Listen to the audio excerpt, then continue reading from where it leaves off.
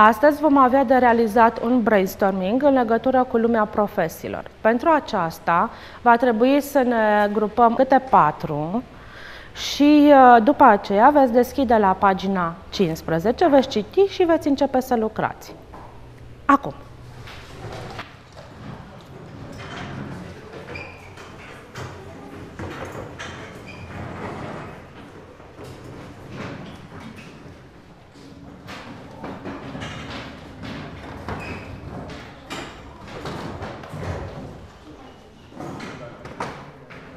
Modulul la pagina 15, da?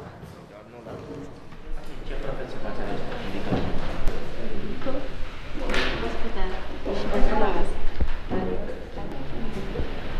Unde? Pe vas? Faceți în România sau în altă țară? Pe vas. Depinde de ce? De cum ar fi, dacă ar fi România mai bine, ar fi dacă ar fi De la salariu sau? Da. Nu, că să te câștigi mai bine și trebuie să înveți. Și ție la bani ce fel?